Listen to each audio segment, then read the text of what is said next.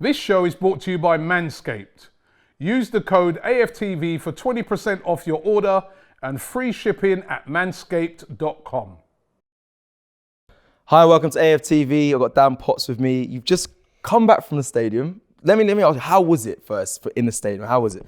Well, first of all, I think we need to pay respects to Steve Rowley, and of course to Cristiano Ronaldo. I thought it was a real classy touch for the fans to be clapping on the 7th minute. No one should ever have to go through that, man. It's absolutely disgraceful. I knew he scored today, by the way. I did say that before.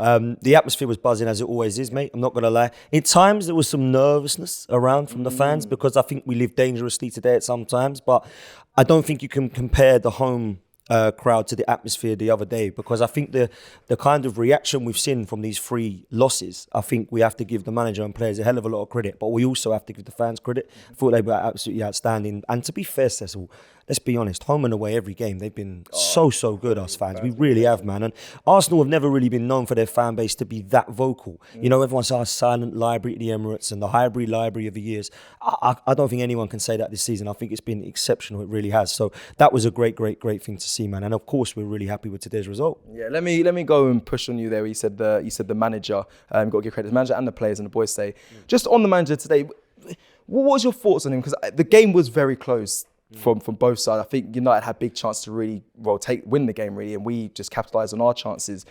Did Arteta have a big impact on today's performance? Yeah, I think he's I think he's had a big impact on both of these performances, Right. Chelsea and Manchester United. Why? Because he's made bold decisions. He's brought in Mohamed Elneny. He's brought in last game Holding. He's looked today to stick with Eddie Nketiah, and he brought him in. He's made bold decisions that the fans were questioning. Most fans were questioning Chelsea. What the hell is Eddie doing up top? And he's there today with Elneny again instead of Lokonga.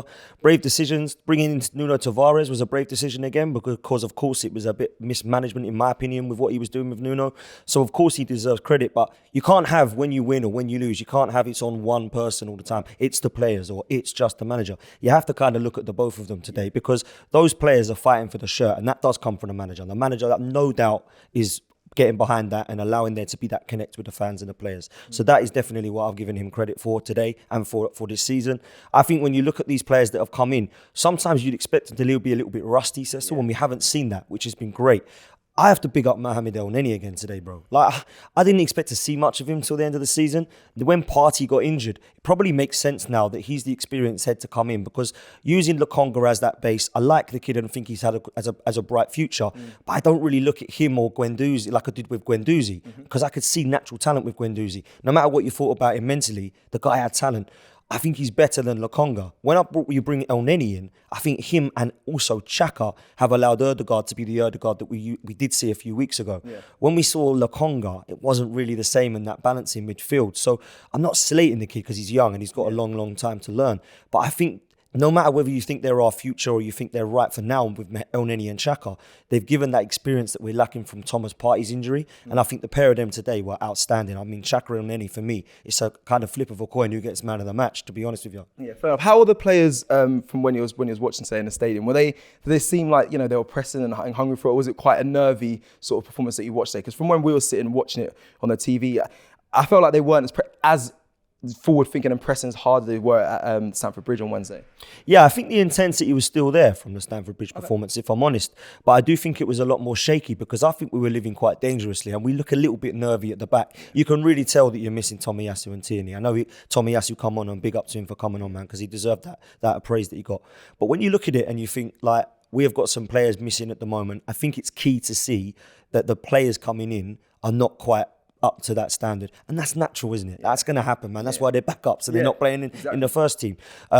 So I think the nervousness come from the shakiness at the back. To be fair, I've got to big up Ramsdale today, actually, because the start, when I was thinking, what's he doing? Like, I'm mucking around with this. He made an unbelievable save, to be fair, and kept us into that game. And I know that obviously the penalty reaction was great to see as well from him.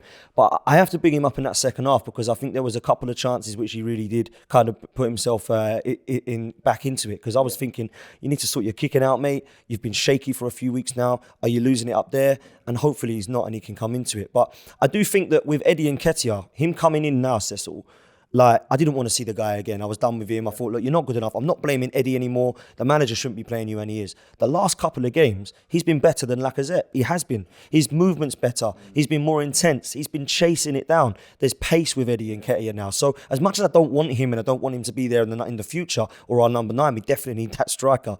I think that it's the right decision at the moment to be keeping Lacazette out, because I don't think Lacazette deserves to be running this side at the moment, especially when Eddie's coming on doing what he's doing. So I think you do have to look at that and say big up to the manager for making that decision, and also big up to the players, because these Hale-In boys are doing us proud, mate. You know, and I know that, you know, Eddie's had his criticisms, Saka and Smith Rowe again today. You know, I just love these guys coming through. What we need to do now, what we need to see, and I don't want to forget about this season, of course, but long term going forward, we need some experienced head to help these lads out, because we can't be relying on these every week, Cecil. So top 4, people are going to say, humble pie, Dan, top 4, is it on? Listen, the way I see it is we've got 5 games left and we need to win them all. That's honestly the way I see it, because any more drop points, I think, is going to be an issue for us. As far as Tottenham are concerned, we're now looking at them with like a cheeky eye, but we did our job today. So it doesn't matter now. It's all about what we do. I think Tottenham will drop points and we've got to play them. So if we go on this run now, the last 5 games, win every single game, one of those is Spurs, which means that we should get it. So let's see, man. Fingers crossed. Shop for AFTV merch at shop.aftv.co.uk. Subscribe to us on YouTube. Follow us on Instagram, Facebook, Twitter, TikTok, Snapchat, and Twitch. We've got content for every platform, so check it out.